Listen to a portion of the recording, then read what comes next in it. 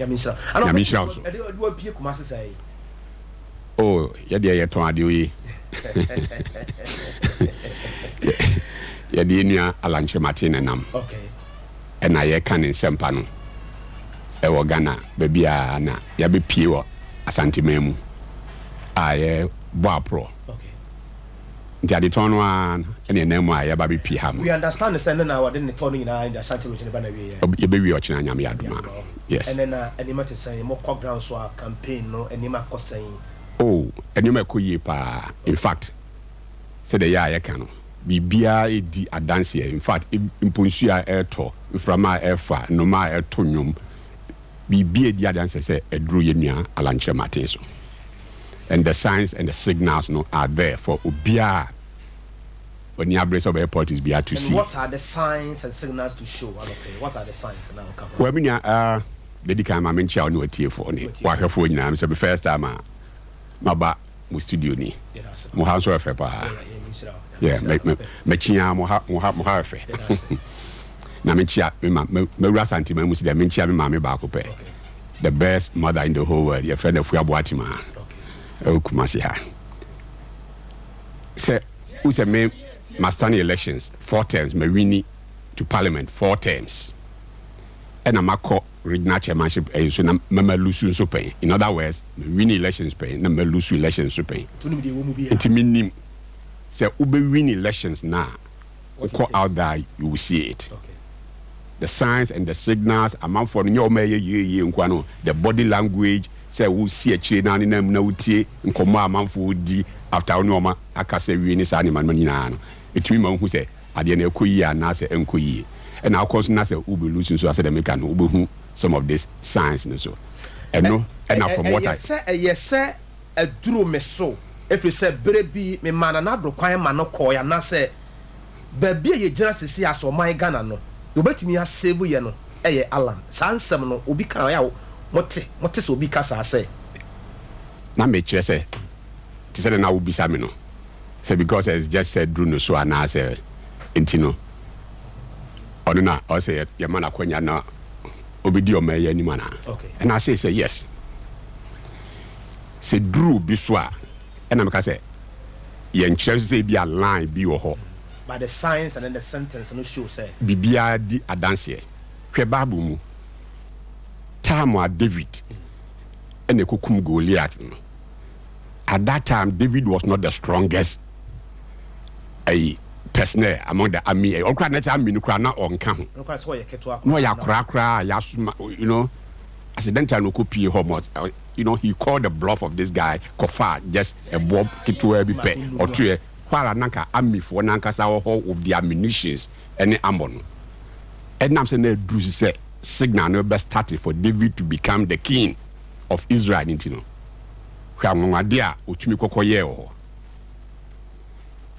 so a breastfeed ya now say Joseph, in spite of the new animal year, no cotton no could de fiase near the adina. Now your preparation towards our baby D or Hine. Okay. Prime Minister of Egypt, no free, and that's what save Israel for. Wempo Yesu. A breastfeed also basa season. Herod, so him do ye. And Korana did 2 years and below now. Me you kumumina all because of what is a sergeant could be ba. Yes, you kumina in spite of that aggression, of course, so mean so obedi or hinin. It is a you may have the competences be, you may have whatever, but say no so. But in the case of Alanche Martino. And number 2. And I keep Kabuma, who no say, Papa and a Druno. So, what are they? 1.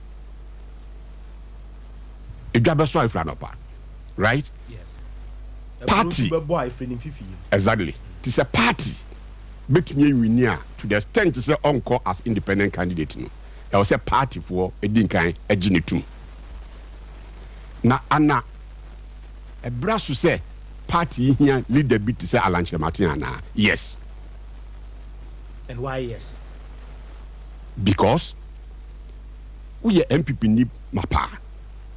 No bisa say Anna your party for all these years, baby Ayababi Junior, especially in the last 16 years, our leadership could share an ado neighbor Miansan. And a baby party needness is here. We need Juana as a party. We need Juana. We fin 92 a large Martin, Edi Mebuna, no that time, and Nim at Bibi Wom Hokakra, a Bob was Cano Kotor party headquarters, the Ma party. And this is for crowd from Socialist Grano. Abesai who abesi a modern office, big party headquarters. Ewa cry. Sebi MPP for that which is an kukubuna. Alan nene mrantiano esima at that time no. To your party ni my papa we need be a party headquarters crowd one. Uye party ni mapa. Say me kano we need party na kasa situation ni said there one kasa party no need recognition I demand one for all these 16 years. I be the Nanan conference. We need you one. So we need you who dia. Kai say there's Papa Bia as far back as 2005, 2007 no more elections no. Sata na chairman for one kwan and two aba. And so Papa B Ebaya, that is Alan Martin, he was the only candidate Oba. No be a campaign. I say yes, chairman for one matter. Omunkwa na keto abade. Na so minim se nkunimdie ba executive akay. Mu nyina muso mu bi e na mo ye adwuma no. Muso bi na ye adwuma. Therefore my ba me nkohia chairman for nkwa. Me hia mu nyina. He was the only candidate. About that time I no hia party executives ni nyina. Recognizing and appreciating their role, unlike others amuba no mu chairman for nkwa. Through that crowd, eventually, you can't say party for executive announcement. Embeto aba. So, na se unya ubia sa time no crowd na uni aba uni vote crowd na sebi you don't matter. No, that person recognize you. No say ene mumma na kwanya no. Metimusu ase minibra mukum. Mumma Makwanyano, if you say you deserve to be paid, to be put on salary, now a party in my part. I didn't know who signed such a person. So if you say brass say party workers, no, Bible class say you may need be the labor is worth his the salary, the wages, and I'm a yes. It is a Juma who ye de bois party, and I'm because ye power pen 4 terms. We know what party executives go through. Anopa. Area and I don't see baby just to make sure the party wins either the MPship and the presidency. Current MPP party is attractive, this year I won't say attractive. Mebaho. So, do we know all these things? And if we said this, in fact, a bit to pick up a chico campaign, a bit to make no prayer or did them no be correct me. I didn't know. Obi said these people are Jumadin or more yet they were party no a brass to say party to Muka. Also, we begin like I said, no, to me. Nanado cast over free teachers. Just a man for years. Oh, to me. Uni adrena, uni vision na. Obi cast baby be according chain. Nebisa say, crime ben abe fast why. Na politics here no man must be one positive idea and vision be crowded, but say, be from a certain political angle until Robert Catcher say, and ya day I'll bet me here. Fine, that is what exactly. That is why I taste good leadership like Alan Martin to insist it is in the interest of party. After all, South Africa, ANC, that's what they do. The party now has to be modernizing itself, build businesses through that. In our case, that is Alan Martin case. You profile all these party executives, and we know Obia, for example, it's a mischief. Maybe no person Mukoswa. Obi is the president Kufu Otuaba as executive. Obi is an Nanado. Otuaba as executive. Do we need to pay him? No. Oko around so your profile say make your profile win nanti binom so ye den very serious businessmen na o hia say obutua neka do hia say e bia ne party no na dwuma o ye no e na abeboa mo na hye mu kina na dwuma na tumpon obi ye hairdresser obi ye o nyina hia support kakrakra e ye wo mo so a sat nyina anya print obi o ma on the gisi ye tua neka per month once we create the easy for us to pay them honorable mabunu no ene da so ayira me ba ho usa ba ka cho say nioma mienu two phases. One, we have to modernize the party because when we need I'm a FlagBearer party number one kwanko win the power. You cannot address national issues, no. It's a meeting kind. Exactly. It's a meeting kind. How and why I was a party for a day. About the ma lunch mate because or dream pa 205 crown on to aban. Okay, Bibiani friend constituency development fund. He's the only man or by that time no was a constituency BI or see a bomb. He was not even the leader of the party.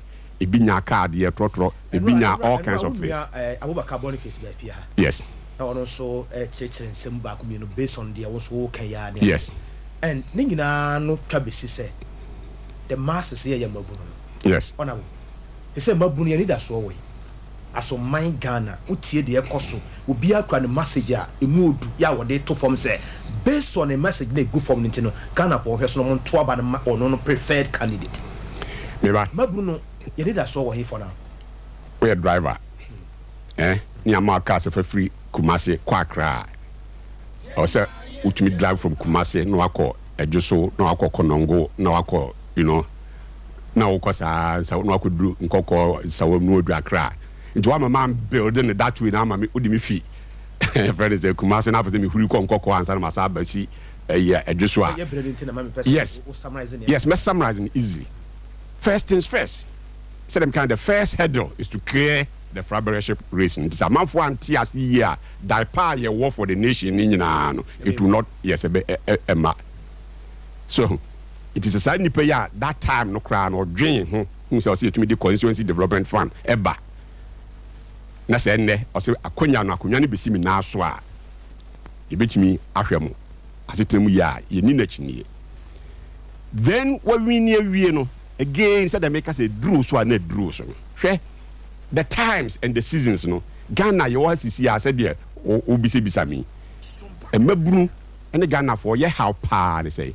Where at a rose are by Ayeh, free as are diaba, we or diabena. So, a man fools who say, or man more. Yes. The hardship and then hardship, or my more, your mom wedding answer ye, Butumas and ye can you. Ye Butumas and reflects over the automatically. Exactly. Ye bottom as em yeke u bottom so be yeda ene ekrum ne be yeda ni bottom ekrum be yeda ni u bottom so be ya ene wadwuma a wo ye so for them chen wanya u wadwuma ni bia wo ya na wadwadie ekoyi na Ghana ha ye osisi ye e ba dwadie sem ye maame nom no ye nua ma ye edi dwai se upe obi wiase nyina one of the best persons I bet dwadie sem a ni din eti atensi obabi a ye nua alanche matin to the extent to say e do baby kran the whole world WTO the World Trade Organization e do say nkomo pe director general do kran no oru na ke ye be fa na kwakoye na say Ghana for ye was hard this year na times e do see here obi a obetumi aboa ma ye dwadie sem akoyi a ye san ho a enye yi e mabuno adwuma sem a ye ke again said Jamaica no obre so a duru so na duru so because what the youth need today any obi obetumi a create enwuma e ma omuso aye den enye biaye yetumi accommodate wo omuso enye biaye no omuso botomu aye de e ma ekurum akoye omu de na eba enwuma bie so dia obi anim say alanchemate the track record no clear on our promises bebre and I receive some Bruno you receive promises bebre be and ne ase mo e kwa didie no mai nti ase ye ni wo papa bia se ye say ka foforo de agum politically so obi busa wo sa asem say wo hwe the current administration e koso ne ese bia o ne maburu no fa no ba bi enni ni yie wa dwumasem no yade no na sa bia wo bi sa make promise bi say me ba me ma maburu no ya dwumasem ni say sa nipa no wo gi asem ne say enu tina me catch you say ye ka say duru bi so at the times and the season at obobo na last minute uhia to score a goal that's not a good coach that's not the time I could defender ne bem o good striker bi wo mo that time o de ne bem yes arete but defender be so go sepa oh enya na dwuma no it is obetumi a she go yes I know you once a while my typical example yes Ghana has a Mediama Football Club Omo one central defender Vincent Atenga. On penalty be honorable or born excellent. Na penalty ni Ayeh. Or clear chile. Penalty ni Ayeh na ni rule. There be a question I'm kind of. Me say yeah, ped your best goal. We a good coach. That's now be changer. Yes, I have to defender na bem. Okay. Say o person who strengthen o defense there. Who ye change na ho na the defenders and ever. So, hwe president Kufo bae anya hwe kura no o maye maame no ko wo free. Edu baabi no nkura nyinyi ya so mu ko school. Unim say under NDC on the average na nkura 150,000 every year in the qualify so mu ko secondary school scanty no muntumi nko. Within 10 years in Nanchizenka ye mabunu Ghana for 1.5 million. Na kebetina fie at so muntumi anko school. But the times no indicators as ankura nyina so muntumi ko school no nyame yi na nado e man kura nyina be ye den e be ko school. Right? Sisi ya ankura no akọ school awie. Ti se dia okay ya no. O ma wie school bebre adwuma wie school at the next now so ye dey say dey. Unya adwuma ye. Ana Oma air call rounds including President Mahama ne adasi nya ne ye call for air contest nya. Why and they were on record so to me a bad juma creation. Hwe what is say a man for call round on for Alan job for the boys cash for the people are. And a job for the people cash for the people are. And yet because of the track record in the case of Alan no, he does not give you pieces of fish. He teaches you how to fish from empirical days Sata mupono United Nations mua ene hu sa su ne ban wala mu a omo set up Empretech me no ka say all over Africa about 4,000 companies akese wa Africa ina no eye Alan sa no adwuma Ghana ha kra enwuma kese o Ghana no emududo na eye ne sa no adwuma through Empretech and we need the permission to mention dudo na di but at least Kasa Preko dey want permission. That big company, Alan Sano Jumani Binono. You didn't be trade and ministry. Trade and industry. Share one district, one factory. Ghana had Juma a criteria NPP, Yako board Yako 2024. Yabeka say a criteria Juma Kakra. Oh, say a Juma be a starter. For example, I should say be almost starting with staff by 5, 10. And I think about this time also to me the resources. No, ufiti preko Paul since you are mojaba. Ufiti preko. Yes, but vim and vigor. Say no mami ko fumba na komodew. Na hu say o mami buy no akotena salon boniti dia. Ubetumi esu. Say ma, o ma komode me. But say no mami ko fumu ba na komodew. O mami buy hu say wa soja e de bode ne banche no asiso. E na ehu a at least a ma woni da so say ene enye dia fufuo no ebe ye ready fufuo no kra no so egu body ne banche na huru awie kra no ebu ma ahwe na kom na no so a otumi ka o kofi je body sinikitu abi je ebia banche kitu abi o ma bebre because o mia ontumi ndi fufuo no obo so yi ba kwa ma but once hu si start ye de wadro no so abisi ho e bobo so de onim se enye dia fufuo beba bibia ye process enye event. Next, Debbie. And let's say the parent no is not being responsible. So or that cry na aduane ye ready a. Come de no sukura with me koda. And I'm say or aduane ye ready a ne maame be kwa akofre kunyane no. Usu now da o maame ba benyane no. But coming to Alan, what not a matter of waiting. What I'm saying say it's a my example of an amobia Alan sector near the question what to try job opportunities. And now what say because an amount is say one district, one factory, say they were okay. About 200 factories and are starting. A move over 120 or so there. They are up and running. Air Franco for Juma. Such a person or Guso every day room or say a banner can home with the Mammy Ameria, Ubdinetiana. Such a person like Alan, for the first time, Ghana history, major automobile companies in Toyota, Nissan, VW, umunya bia abagana say ye be ye cars no e wokrum heya. Leadership matters. Unim say for example, Nanado nyani 2 billion or yes or the support free SHS no. So ti asema President Mahama kan. O say no onyani 2 billion on fan ko free SHS. The priorities in leadership no it matters. For example, if President Mahama nya asa 2 billion ebian ko be kwa konye confirm e mo matutu akobo Burkina Faso but Nana Addo nya ni 2 billion no ono education will prioritize and we are saying say looking at the time need the seasons need there the major area ye maburu here is here eye adwumasem na say ye pe obi so a ne signature tin na kasa ye job creation industrialization any ade ade a na ye nua alanche Martin what about Roma ene line up no etise na me nya wo kwan neko anapa yi ya start no suta okay na yakowura mu o Mamponten side ho Mampon ho no okay na ya be wie wo abuakwa nti obi a wo tie wa no pay nyina no wasem no tofu abor nyina no say it's time for Alan me tofa bonya ni say dem kan na de Asante Mamu na yaba all right na me dem ye dankyerani okay